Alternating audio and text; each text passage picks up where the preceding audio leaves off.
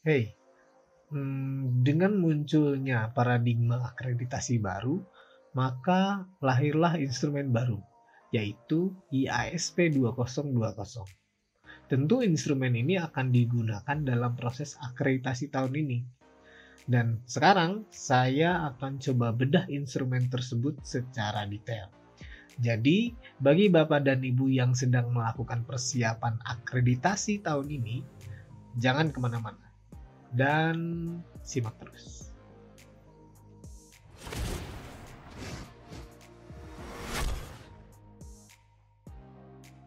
Bismillahirrahmanirrahim. Assalamualaikum warahmatullahi wabarakatuh.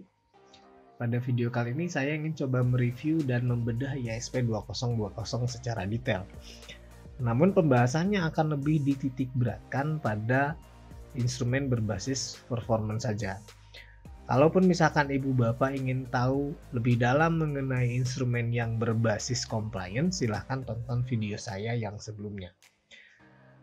Oke, dalam instrumen performance ini terdapat 4 komponen mutu.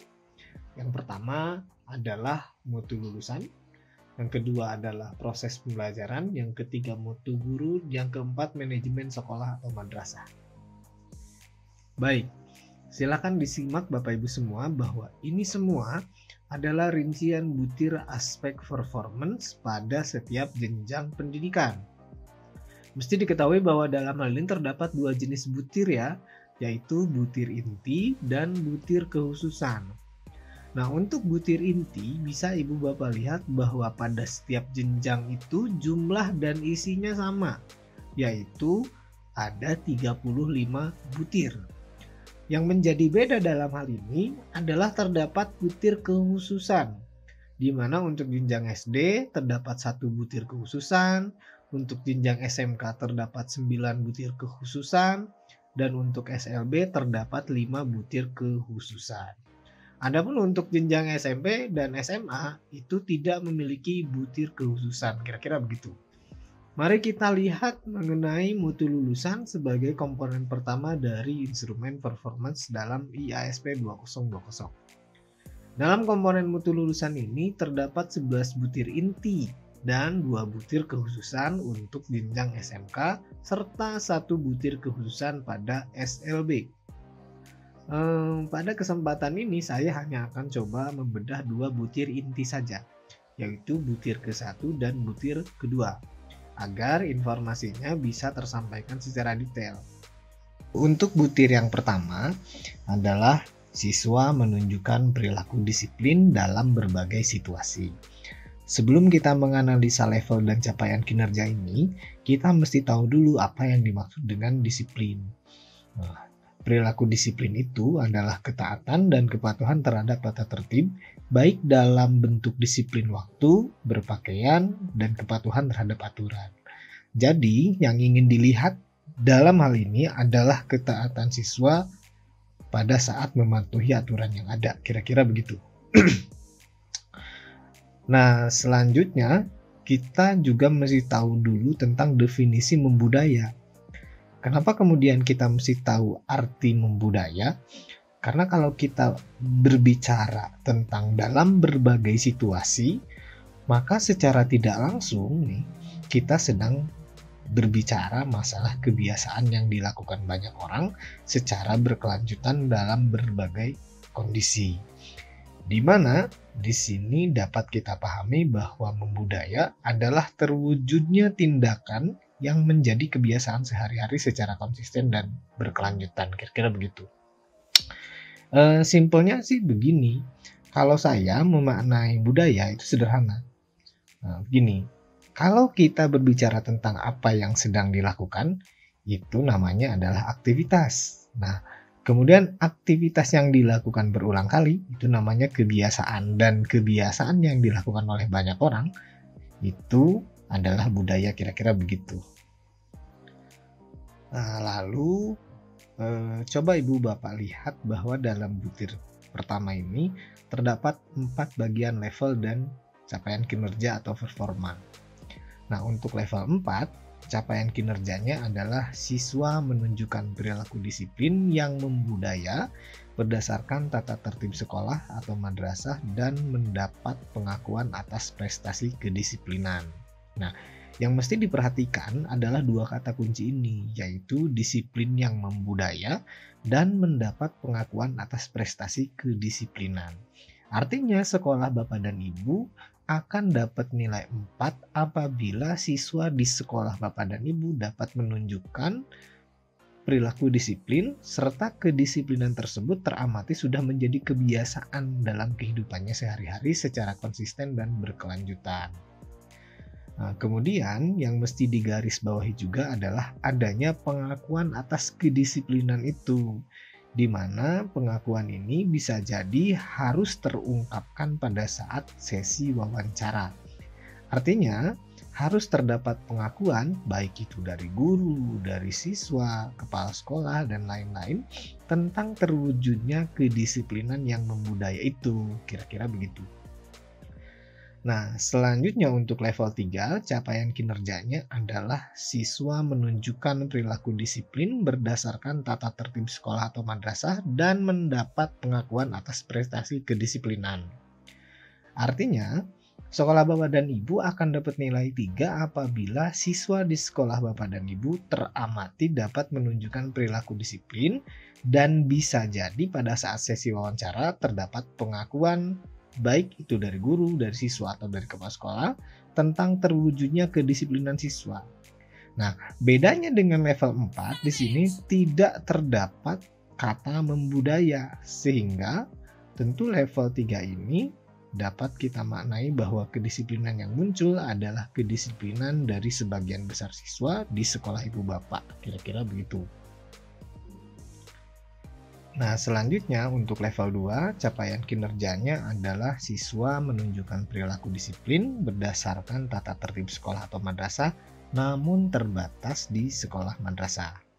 Artinya sekolah Bapak dan Ibu akan dapat nilai 2 apabila siswa di sekolah Bapak dan Ibu teramati dapat menunjukkan perilaku disiplin, namun kedisiplinan tersebut hanya teramati di lingkungan sekolah atau madrasahnya saja. Kira-kira begitu. Nah, lalu untuk level 1, capaian kinerjanya adalah siswa menunjukkan perilaku disiplin berdasarkan tata tertib sekolah atau madrasah, namun terbatas di kelas. Artinya sekolah Bapak dan Ibu akan dapat nilai 1 apabila siswa di sekolah Bapak Ibu teramati dapat menunjukkan perilaku disiplin, namun kedisiplinan tersebut hanya teramati di lingkungan kelasnya saja. Oke, itu kira-kira penjelasan mengenai kriteria level dan capaian kinerja pada butir ke-1.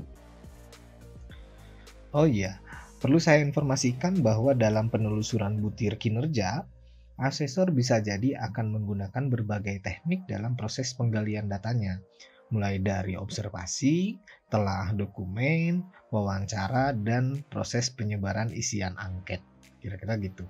Namun pada butir ke-1 ini, kemungkinan besar teknik penggalian data yang akan digunakan oleh asesor itu ada 3, yaitu observasi, telah dokumen, dan wawancara. Nah, ayo kita mulai bedah dari pembuktian kinerja melalui teknik observasi dulu ya. Oke, silahkan Bapak Ibu lihat bahwa terdapat 3 aspek yang akan diobservasi oleh asesor. Yang pertama adalah kedisiplinan waktu, yang kedua kedisiplinan berpakaian, dan kepatuhan terhadap tata tertib sekolah atau madrasah. Pada aspek pertama, yaitu mengenai kedisiplinan waktu, di mana dalam hal ini terdapat 3 indikator. Yang pertama adalah kedisiplinan kehadiran di sekolah atau madrasah. Artinya, asesor secara teknis akan mengamati kehadiran siswa di sekolah secara langsung. Nah, kalau boleh saya gambarkan, kejadiannya mungkin akan seperti ini. Asesor akan hadir pagi-pagi sekali di sekolah ibu bapak sebelum waktu masuk sekolah. Lalu, para asesor akan standby di dekat gerbang sekolah dan akan mengamati apakah kebanyakan siswa ibu bapak hadir di lingkungan sekolah tepat waktu atau tidak. Atau bisa jadi kebanyakan siswa malah kesiangan datang ke lingkungan sekolah. Nah, itu mesti diperhatikan ibu bapak semua. Artinya pada saat hari H atau hari visitasi, upayakan siswa ibu bapak datang sebelum waktu masuk sekolah. Nah, gitu. Selanjutnya yaitu kedisiplinan kehadiran di kelas. Untuk indikator yang ini mungkin bisa jadi proses pengamatan asesor dilakukan pada beberapa waktu. Misalnya setelah mulai waktu masuk pelajaran pertama, atau setelah istirahat, atau bisa jadi mungkin setelah kegiatan olahraga. Karena kan suka ada yang ke WC, ganti baju, jajan, dan akhirnya telat kan masuk kelas kan kira-kira begitu ya. Nah, jadi dalam hal ini coba ibu bapak upayakan agar semua siswa bisa tertib masuk ke kelas pada beberapa kemungkinan waktu yang sudah tadi saya gambarkan, kira-kira begitu. Lalu untuk indikator yang ketiga, yaitu kedisiplinan kehadiran dalam kegiatan eskul di sekolah madrasah ibu bapak. Nah, untuk indikator ini, pengamatan yang akan dilakukan oleh asesor mungkin akan dilakukan siang hari ya, khususnya pada saat kegiatan eskul diselenggarakan. Entah itu kegiatan pramuka, PMR, paskibra, gitu ya, dan lain-lain. Jadi silahkan pada saat kegiatan eskul tersebut dimulai, mohon tertibkan siswanya agar dapat hadir sesuai jadwal yang telah ditentukan. Jangan sampai ada siswa yang telat bergabung, gitu. Nah, tetapi bagaimana kalau pada saat visitasi ternyata tidak ada jadwal kegiatan eskul? Nah, apakah harus diadakan secara sengaja atau tidak? Nah, kalau kejadiannya seperti itu, menurut hemat saya mungkin bisa jadi indikator ini tidak digali dengan observasi, namun mungkin akan digali melalui teknik wawancara atau telah dokumen. Kira-kira begitu. Selanjutnya kita masuk ke aspek kedua, yaitu tentang kedisiplinan berpakaian. Dalam aspek ini terdapat 4 indikator yang akan diobservasi. Yang pertama yaitu kedisiplinan siswa berpakaian seragam sekolah atau madrasah. Untuk indikator ini barangkali yang mesti diperhatikan adalah kelengkapan atribut dan aksesoris yang sesuai dengan aturan di sekolah ibu bapak, seperti papan nama sekolah dan kabupaten kota, OSIS, topi, dasi, dan lain-lain. Jangan sampai ada yang kurang lengkap, kira-kira begitu. Nah, selain itu bisa jadi indikator ini dilihat dari sisi kerapihan siswa dalam berpakaian nih. Misalkan di sekolah Bapak Ibu ada aturan berpakaian baik itu laki-laki atau perempuan harus memasukkan bagian bawah kemejanya ke dalam celana atau rok yang sedang digunakan.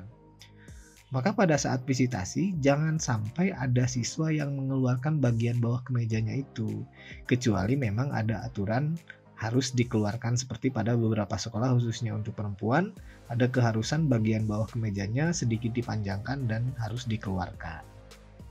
Nah, kalau itu beda lagi kejadiannya. Nah, kemudian bisa jadi indikator ini dilihat dari jadwal penggunaan seragam itu sendiri.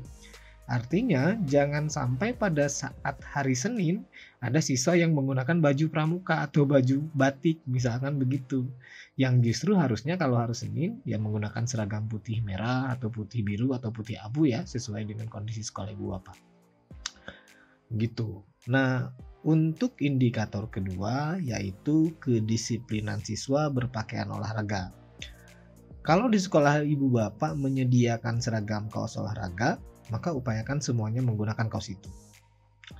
Artinya pada saat mata pelajaran olahraga, jangan sampai ada siswa yang tidak menggunakan pakaian olahraga. Atau kalau di sekolah ibu bapak misalkan tidak menyediakan seragam kaos olahraga, maka minimal pakai kaos dan celana training begitu ya. Yang penting tidak menggunakan seragam pada saat kegiatan olahraga dilakukan. Selanjutnya, indikator ketiga adalah kedisiplinan siswa berpakaian seragam lain yang ditetapkan. Indikator ini barangkali adalah penggunaan seragam seperti baju batik atau pramuka.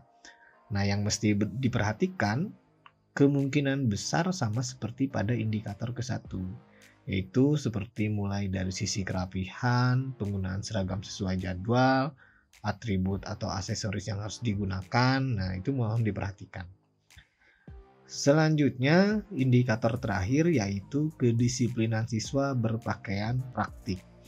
Ini mungkin bisa jadi hanya terdapat pada jenjang SMA atau sederajat, di mana itu pun kalau ada keharusan untuk menggunakan baju praktik.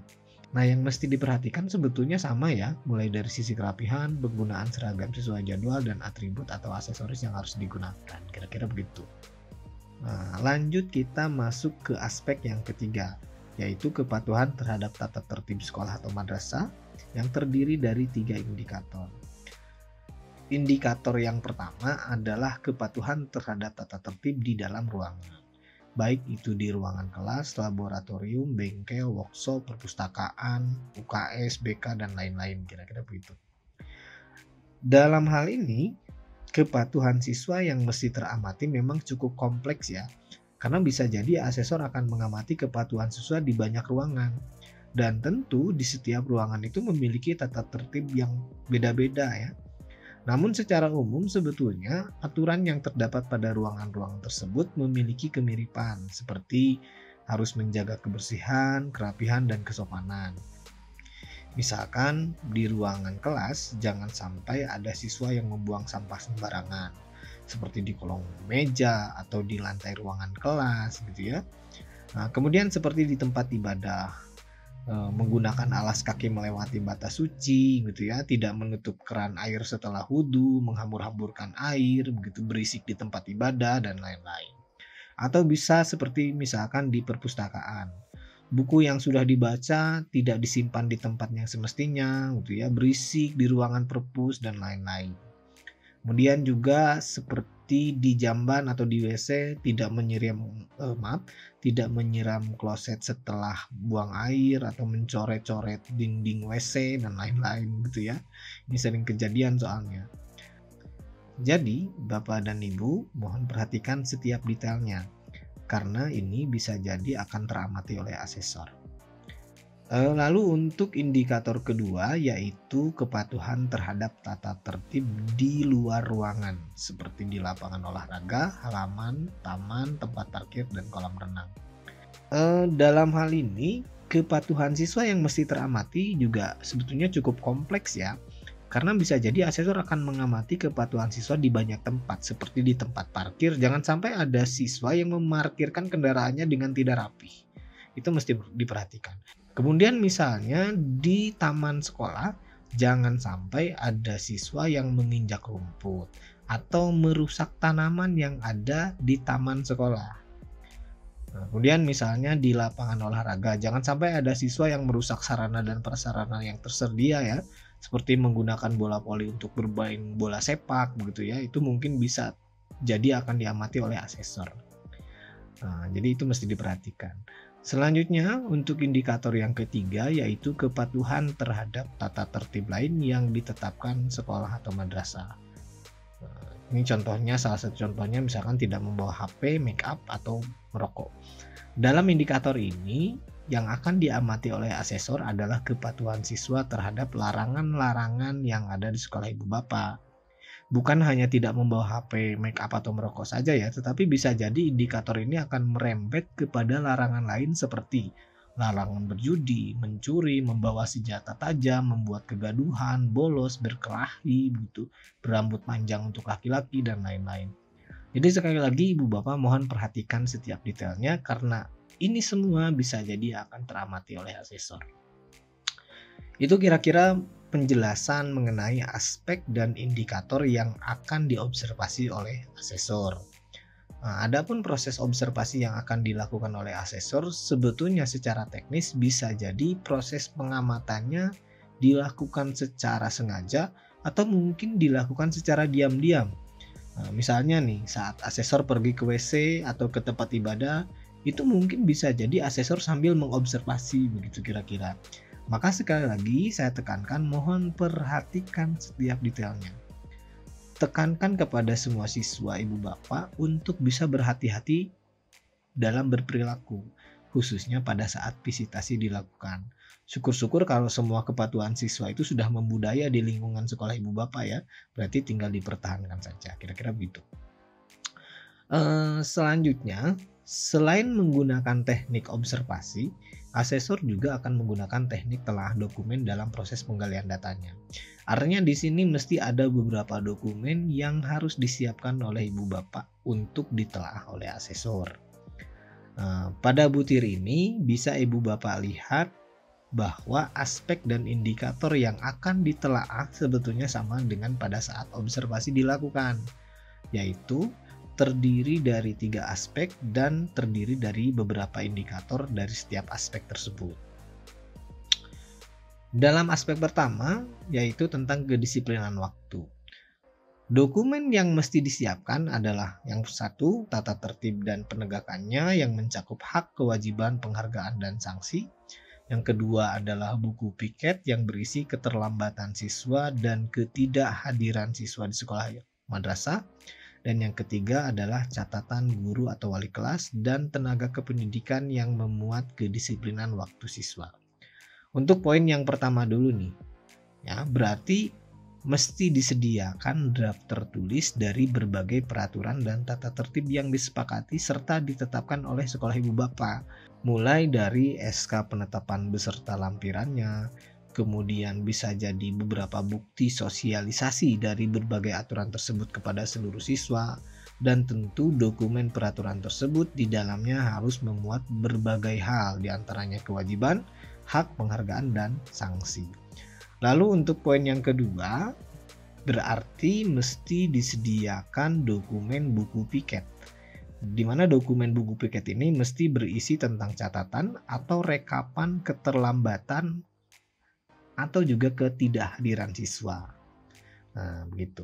Kemudian untuk poin yang ketiga, berarti kita mesti menyediakan catatan guru atau wali kelas dan tenaga kependidikan yang memuat kedisiplinan waktu siswa. Dokumen ini bisa jadi adalah jurnal guru atau wali kelas yang di dalamnya memuat berbagai kejadian di kelas, kemudian termasuk juga tentang kedisiplinan waktu dari para siswanya, kira-kira begitu.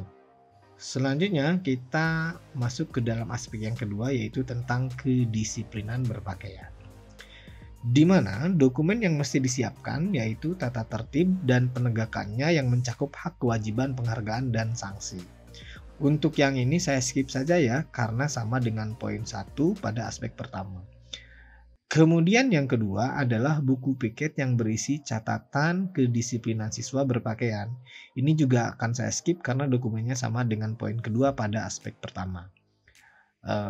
Hanya tentu saja dalam buku piket tersebut mesti ada catatan guru piket tentang ketidakdisiplinan siswa dalam berpakaian. Lalu yang terakhir adalah dokumen catatan guru wali kelas dan tenaga kependidikan yang memuat ketidakdisiplinan siswa dalam berpakaian. Ini juga bisa jadi dokumennya sama, yaitu jurnal guru atau wali kelas yang di dalamnya memuat data atau catatan kasus ketidakdisiplinan siswa dalam berpakaian. Kira-kira begitu. Selanjutnya, untuk aspek ketiga yaitu tentang kepatuhan tata tertib sekolah madrasah, di mana dokumen yang mesti disiapkan yaitu buku piket yang memuat rekap penegakan tata tertib dan catatan kepatuhan penegakan sanksi siswa, serta catatan guru atau wali kelas dan tenaga pendidikan yang berisi tentang ketidakpatuhan siswa terhadap tata tertib sekolah atau madrasah. Artinya pada prinsipnya semua dokumen yang diminta pada ketiga aspek ini sebetulnya memiliki kemiripannya, yaitu melalui dokumen yang sama, namun muatannya berbeda-beda.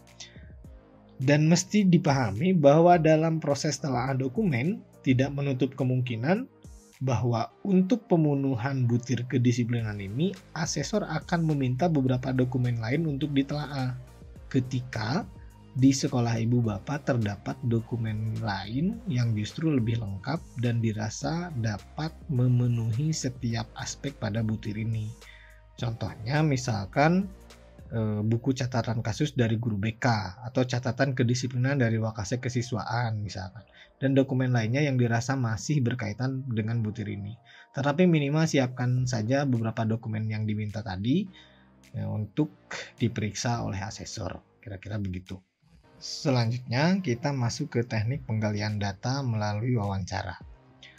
Bisa ibu bapak lihat bahwa aspek dan indikator yang akan dijadikan pembahasan pokok pada sesi wawancara ini sebetulnya sama dengan pada saat observasi dan telaah dokumen dilakukan, yaitu terdiri dari 3 aspek dan beberapa indikator dari setiap aspek tersebut. Dalam hal wawancara ini, asesor akan mewawancarai kepada beberapa orang yang ada di lingkungan sekolah ibu bapak. Di antaranya kepala sekolah, guru, siswa, atau perwakilan orang tua. Mengenai jumlah guru, jumlah siswa, dan jumlah orang tua yang akan diwawancarai, saya kurang tahu ya, tetapi mohon disiapkan saja beberapa orang. Karena bisa jadi asesor akan melakukan wawancara kepada guru atau siswa secara random atau sesuai dengan kebutuhan butir yang diminta. Kemudian dalam hal proses wawancaranya, ada beberapa kemungkinan yang bisa jadi dilakukan oleh asesor. Yang pertama, begini, bisa jadi proses wawancara yang diselenggarakan itu secara langsung dan terarah melalui sesi wawancara khusus, di mana asesor akan membuka sesi khusus wawancara dengan mendatangkan beberapa asesi, baik itu kepala sekolah, siswa, orang tua, ataupun guru, kira-kira begitu. Kemudian kemungkinan yang kedua, bisa jadi asesor melakukan wawancara secara langsung pada saat proses penggalian data melalui telah dokumen dan observasi. Jadi sambil memeriksa dokumen, asesor sambil nanya sesuatu. Atau saat observasi, asesor juga sambil nanya sesuatu. Begitu kira-kira ya. Nah itu kemungkinan yang kedua. Selanjutnya untuk kemungkinan yang ketiga, bisa jadi asesor akan melakukan wawancara secara insidental. Nah ini mesti diperhatikan. Di mana asesor akan bertanya seolah-olah seperti tidak sedang melakukan penggalian data dan terkesan seperti tidak direncanakan. Padahal sebetulnya asesor sedang bertanya sesuatu yang penting. Ini mungkin akan dilakukan oleh asesor agar jawaban yang muncul dari ibu bapak atau dari asesi akan lebih natural dan terkesan lebih jujur. Misalkan lagi makan-makan atau sambil jalan ke suatu tempat ditemani oleh beberapa guru, asesor biasanya suka nanya tentang sesuatu secara tidak formal, entah dengan bahasa Indonesia atau bahasa daerah ibu bapak di sana, sehingga tidak terkesan sedang melakukan penggalian data. Nah, hal-hal seperti ini ibu bapak semua mesti diperhatikan, karena bisa jadi wawancara secara insidental ini dilakukan di berbagai waktu pada saat visitasi dilakukan. Gitu. Lalu apa saja kemungkinan pertanyaan yang akan muncul pada saat wawancara dilakukan? Tentu hal ini disesuaikan dengan indikator dari setiap aspek ya. Kalau dalam butir ini pada prinsipnya tentu asesor akan menanyakan banyak hal tentang apa, siapa, kapan, di mana, mengapa, dan bagaimana, khususnya mengenai kedisiplinan waktu, berpakaian, dan kepatuhan terhadap tata tertib yang ada di sekolah ibu bapak. Dan mohon maaf, saya nggak bisa mempertegas apa saja pertanyaan yang akan muncul, karena bisa jadi setiap sekolah kondisinya berbeda, dan tipikal asesor pun juga berbeda-beda begitu. Nah, tetapi intinya asesor pasti akan bertanya nggak akan jauh dari indikator-indikator yang ini. Seperti misalkan apa saja kegiatan yang dapat meningkatkan kedisiplinan siswa di sekolah ibu bapak. Kemudian misalkan bagaimana pelaksanaan kegiatan tersebut, upaya apa yang dilakukan sekolah agar siswa terbiasa hidup disiplin. Lalu misalkan apakah sebagian besar siswa selalu kesiangan atau selalu bolos misalkan begitu ya. Sehingga pada akhirnya saya tekankan mohon siapkan jawaban terbaik sesuai dengan kondisi di lingkungan sekolah ibu bapak. Itu untuk butir yang pertama. Gimana? Sudah pusing? Kita baru bahas satu butir ini ibu bapak semua ya. Selanjutnya kita masuk ke butir yang kedua, yaitu siswa menunjukkan perilaku religius dalam aktivitas di sekolah atau madrasah. Sebelum kita menganalisa level dan capaian kinerja pada butir ini, kita mesti tahu dulu apa yang dimaksud dengan perilaku religius. Nah, dalam hal ini, perilaku religius adalah ketaatan atau kepatuhan dalam menjalankan ajaran agama atau kepercayaan yang dianutnya, bersikap sopan, dan menjaga kerukunan antar pemeluk agama atau kepercayaan. Selanjutnya kita juga mesti tahu tentang definisi membudaya, di mana di sini dapat kita pahami bahwa membudaya adalah terwujudnya tindakan yang menjadi kebiasaan sehari-hari secara konsisten dan berkelanjutan, kira-kira begitu. Nah, lalu kita coba lihat bahwa dalam butir kedua ini terdapat 4 bagian level dan capaian kinerja atau performa. Untuk level yang keempat, yaitu capaian kinerjanya, siswa menunjukkan perilaku religius yang membudaya sesuai ajaran agama dan kepercayaan yang dianutnya dalam kehidupan sehari-hari di sekolah madrasah. Yang mesti diperhatikan adalah 2 kata kunci ini, yaitu perilaku religius yang membudaya. Artinya, sekolah ibu dan bapak akan dapat nilai 4 apabila siswa di sekolah bapak dan ibu dapat menunjukkan bahwa mereka memiliki perilaku religius, serta perilaku tersebut teramati sudah menjadi kebiasaan siswa dalam kehidupannya sehari-hari secara konsisten dan berkelanjutan. Selanjutnya, untuk level 3, capaian kinerjanya adalah siswa menunjukkan perilaku religius sesuai dengan ajaran agama dan kepercayaan yang dianutnya dalam kehidupan sehari-hari di sekolah madrasah. Dapat kita lihat di sini bahwa tidak ada kata membudaya. Artinya, sekolah bapak dan ibu akan dapat nilai 3 apabila masih ada sejumlah siswa yang tidak secara otomatis melaksanakan kegiatan keagamaan. Sehingga dapat kita maknai bahwa perilaku religius yang muncul adalah perilaku dari sebagian besar siswa di sekolah ibu bapak. Kira-kira begitu ya. Nah, selanjutnya untuk level 2, capaian kinerjanya adalah siswa belum konsisten menunjukkan perilaku religius sesuai ajaran agama dan kepercayaan yang dianutnya dalam kehidupan sehari-hari di sekolah atau madrasah. Jika Bapak Ibu perhatikan pada level ini, kualitas religius siswa semakin rendah, yang ditandai dengan adanya satu kata kunci belum konsisten. Artinya, sekolah Bapak dan Ibu akan dapat nilai 2 apabila siswa di sekolah Ibu Bapak teramati memiliki perilaku religius yang tingkat konsistensinya rendah. Atau boleh jadi dalam hal ini sebagian besar siswa belum teramati dapat menunjukkan perilaku religiusnya secara maksimal. Kira-kira begitu. Lalu yang terakhir untuk level 1, capaian kinerjanya adalah siswa berperilaku religius karena mematuhi tata tertib sekolah atau madrasah. Untuk level ini, sekolah Bapak dan Ibu akan dapat nilai 1 apabila siswa di sekolah ibu bapak teramati dapat menunjukkan perilaku religius yang dilakukan hanya karena ada aturan yang diberlakukan. Artinya ketika tidak ada yang menyaksikan, mungkin bisa dipastikan siswa tidak akan melakukan aktivitas keagamaan. Nah, itu kira-kira penjelasan mengenai kriteria level dan capaian kinerja pada butir kedua. Kemudian dalam penelusuran butir perilaku religius ini, asesor bisa jadi akan menggunakan 3 teknik dalam proses penggalian datanya, yaitu teknik observasi, telah dokumen, dan wawancara. Baik, mari kita sama-sama analisis dan bedah pembuktian kinerja melalui teknik observasi dulu. Silakan Bapak Ibu lihat bahwa dalam hal ini terdapat 1 aspek dan 4 indikator yang akan diobservasi oleh asesor, yaitu kebiasaan berdoa pada setiap awal dan akhir pembelajaran atau pada saat ujian, lalu kebiasaan mengucapkan salam, kepedulian sosial, dan kepedulian lingkungan. Nah, pada indikator pertama, mengenai kebiasaan berdoa pada setiap awal dan akhir pembelajaran atau ujian, asesor secara teknis akan mengamati secara langsung ke dalam kelas pada saat awal kegiatan pembelajaran, di mana asesor akan mengamati apakah kebanyakan siswa terbiasa berdoa dengan sungguh-sungguh atau tidak sebelum kegiatan belajar dimulai.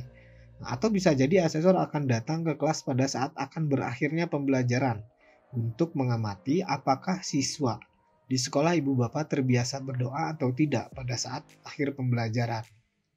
Atau bisa jadi apabila kegiatan visitasi yang dilakukan oleh asesor bertepatan dengan kegiatan ujian di sekolah, maka asesor secara teknis akan mengamati secara langsung ke dalam ruangan ujian pada saat awal atau akhir kegiatan ujian. Kira-kira begitu. Selanjutnya, indikator kedua adalah kebiasaan mengucapkan salam. Dalam hal mengucapkan salam, bisa jadi kita maknai sebagai perilaku siswa dalam mengucapkan atau menjawab salam dari orang lain. Nah, lalu untuk indikator yang ini mungkin bisa jadi proses pengamatan asesor dilakukan pada berbagai waktu. Misalnya setelah mulai waktu masuk pelajaran pertama, atau setelah istirahat, atau bisa juga mungkin setelah kegiatan pembelajaran diakhiri. Kemudian mungkin juga pada saat siswa bertemu dan bersalaman dengan guru. Nah, itu kemungkinan-kemungkinan itu bisa terjadi, kira-kira begitu. Lalu untuk indikator yang ketiga adalah kepedulian sosial. Kepedulian sosial ini adalah sikap dan tindakan yang selalu ingin memberikan bantuan kepada orang lain yang membutuhkan, kira-kira gitu. Maka sebetulnya banyak sekali contoh perilaku siswa yang bisa memenuhi indikator ini. Misalnya membantu meminjamkan alat tulis kepada temannya, berbagi makanan atau berbagi bekal kepada siswa yang tidak membawa bekal, dan masih banyak lagi gitu ya. Nah, maka untuk indikator ini pengamatan yang akan dilakukan oleh asesor mungkin akan dilakukan pada berbagai waktu dan kondisi saat visitasi. Untuk indikator yang keempat yaitu kepedulian lingkungan. Kepedulian lingkungan ini adalah keikutsertaan siswa dalam melestarikan lingkungan hidup dengan sebaik-baiknya. Bisa jadi dengan cara memelihara, mengelola, memulihkan, serta menjaga lingkungan hidup. Misalnya membuang sampah pada tempatnya, menyiram WC ketika sudah buang air, mendaur ulang sampah, tidak menginjak rumput taman sekolah, dan masih banyak lagi. Artinya banyak sekali perilaku siswa yang mungkin muncul untuk memenuhi indikator ini. Maka untuk indikator ini, pengamatan yang akan dilakukan oleh asesor mungkin akan dilakukan sama pada berbagai waktu dan berbagai kondisi saat visitasi. Itu kira-kira penjelasan mengenai aspek dan indikator yang akan diobservasi oleh asesor. Baik, selanjutnya mari kita masuk ke dalam telah dokumen, di mana dalam hal ini terdapat beberapa aspek dan indikator yang dokumennya akan ditelaah oleh asesor. Untuk aspek yang pertama, yaitu tentang perilaku religius siswa, yang terdiri dari 3 indikator, mulai dari kebiasaan berdoa pada setiap awal dan akhir pembelajaran atau ujian, kebiasaan mengucapkan salam, kepedulian sosial, dan kepedulian lingkungan. Adapun dokumen yang mesti disiapkan adalah laporan kegiatan pembiasaan perilaku religius siswa yang mencakup agenda atau jadwal dan jenis kegiatan. Ini berarti kita mesti menyiapkan beberapa dokumen terkait hal itu. Di antaranya misalkan untuk indikator yang pertama, maka bisa jadi kita mesti menyediakan dokumen RPP yang di dalamnya memuat kegiatan awal pembelajaran dengan membaca doa. Nah, kemudian misalnya untuk indikator kedua, bisa jadi kita mesti menyiapkan dokumen program atau laporan kegiatan yang di dalamnya memuat budaya 3S, senyum, sapa, salam. Misalnya, di mana salah satu kegiatannya seperti kegiatan penyambutan siswa di gerbang sekolah, di mana dalam kegiatan tersebut siswa terlihat mengucapkan salam, menyapa kepada guru-guru yang menyambutnya, memberikan senyuman, ya, gitu kira-kira. Kemudian untuk indikator yang ketiga, bisa jadi kita mesti menyiapkan beberapa dokumen program atau dokumen laporan kegiatan keagamaan lainnya yang bisa jadi dilaksanakan secara kondisional, yaitu seperti program santunan anak yatim, program kurban, program infak, atau program sedekah. Nah, lalu yang terakhir, indikator yang keempat, bisa jadi kita mesti menyediakan dokumen, program, atau laporan kegiatan jumsih, ya, atau jadwal piket harian siswa untuk membersihkan lingkungan sekolah. Nah, itu semua mesti disiapkan Ibu Bapak. Selanjutnya kita masuk ke dalam aspek yang kedua, yaitu sikap toleran dan kerukunan hidup antar pemeluk agama atau kepercayaan.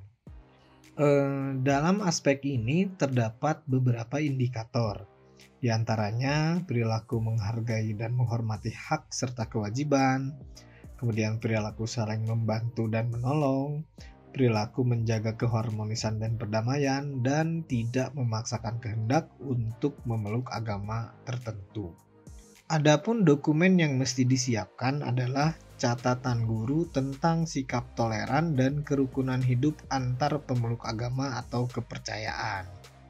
Artinya, kita hanya diharuskan untuk menyiapkan dokumen catatan penilaian sikap siswa atau rekapitulasi hasil penilaian sikap siswa, baik itu yang berasal dari guru atau guru mata pelajaran pendidikan agama dan budi pekerti, serta guru pendidikan kewarganegaraan. Dan untuk jaga-jaga, kita juga siapkan saja beberapa dokumen yang berkaitan dengan sikap toleran, seperti dokumen hasil penilaian sikap dari guru atau wali kelas berupa jurnal, atau bisa jadi dokumen buku catatan kasus dari guru BK gitu ya. Kemudian juga misalnya catatan perilaku keagamaan yang secara khusus memuat perilaku toleran dari pembina rohis, serta dokumen lainnya yang berkaitan dengan perilaku toleran. Segala sesuatu, kalau dokumennya ada, tuangkan saja, barangkali bisa jadi bukti pendukung Ibu Bapak semua ya. Gitu. Kemudian ini secara rinci untuk memenuhi indikator ke-1, 3, dan 4 nih. Nah, maka bisa jadi kita mesti menyiapkan beberapa dokumen. Ya, misalnya dokumen program atau laporan kegiatan pembiasaan yang menguatkan perilaku toleransi di sekolah. Seperti misalkan ada nih contohnya di SMP Negeri 6 Jayapura. Nah, uniknya di sekolah ini terdapat variasi agama yang dianut oleh para siswanya. Lalu di SMP ini juga terdapat program pembiasaan yang menguatkan perilaku toleransi, di mana di sekolah ini setiap pagi dan siang hari ada kegiatan berdoa sebelum belajar dan pulang sekolah. Di mana ketika saat sedang berdoa, katanya bila siswa yang beragama Islam yang memimpin doa, maka yang beragama Kristen menyesuaikan. Begitu juga sebaliknya. Bila yang memimpin doa beragama Kristen, maka yang beragama Islam pun juga menyesuaikan. Kemudian untuk memenuhi indikator 2, 3, dan 4, bisa jadi kita mesti menyediakan dokumen program lainnya, seperti dokumen program laporan kegiatan yang ada di salah satu sekolah di daerah Purwakarta, yaitu program Botram Harmoni. Nah, program ini berisi makan bersama, saling suap-menyuap makanan antar siswa yang berbeda agama. Kegiatan ini bertujuan untuk menjalin kebersamaan dalam perbedaan, khususnya perbedaan agama. Nah, siswa dalam hal ini dilatih untuk saling menghargai dan dibiasakan untuk berteman dengan siswa lain yang berbeda agamanya.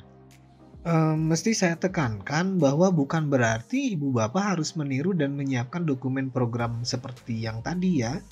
Dua program tadi hanya contoh saja, tetapi justru disesuaikan saja dengan program kegiatan yang ada di sekolah ibu bapak yang sekiranya berkaitan dengan peningkatan perilaku toleransi siswa.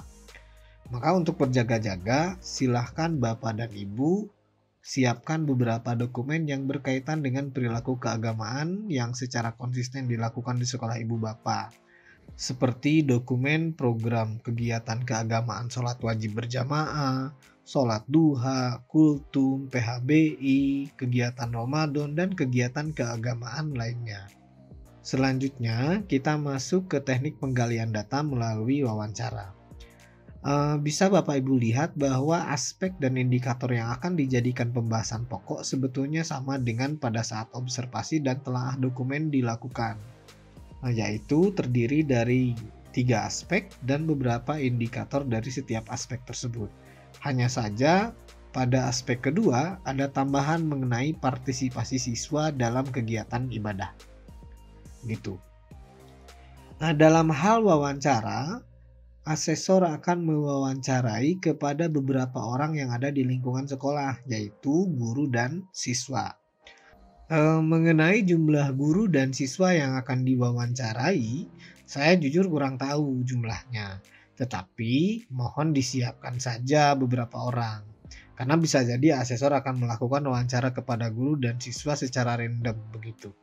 Dan bisa jadi wawancara akan dilakukan kepada guru pendidikan agama, guru BK, guru PKN, dan guru-guru lainnya yang dirasa berkaitan dengan perilaku religius, kira-kira begitu.